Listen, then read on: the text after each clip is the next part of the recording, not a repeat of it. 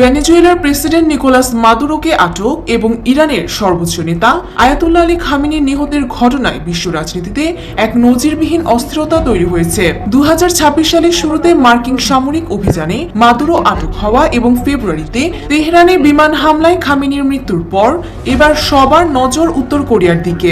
আন্তর্জাতিক মহলে প্রশ্ন উঠেছে, প্রেসিডেন্ট ডোনাল্ড ট্রাম্পের পরবর্তী লক্ষ্য কি তবে কিম জং উন?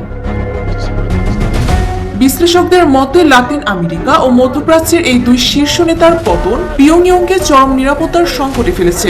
বিশেষ করে পারমাণবিক অস্ত্রবিহীন বা সীমিত শক্তির দেশগুলোর উপর মার্কিন কঠোর অবস্থান দেখে কিম জং উন তার নিরাপত্তা কৌশল পুনর্মূল্যায়ন করতে পারেন। তবে কিমের বিষয়টি মাদুরো বা খামেনির চেয়ে সম্পূর্ণ ভিন্ন। উত্তর কোরিয়ার হাতে থাকা শক্তিশালী পারমাণবিক অস্ত্র ভান্ডার দেশটিকে সরাসরি সামরিক হামলার হাত থেকে রক্ষা করার একটি বড় ঢাল হিসেবে কাজ করছে।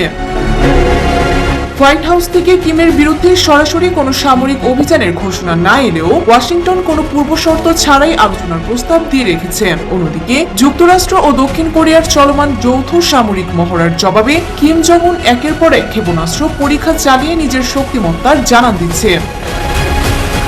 বিশেষজ্ঞরা মনে করছেন, উত্তর কোরিয়ার বিরুদ্ধে সামরিক পদক্ষেপ হবে অত্যন্ত ঝুঁকিপূর্ণ এবং তা তৃতীয় বিশ্বযুদ্ধের রূপ নিতে পারে।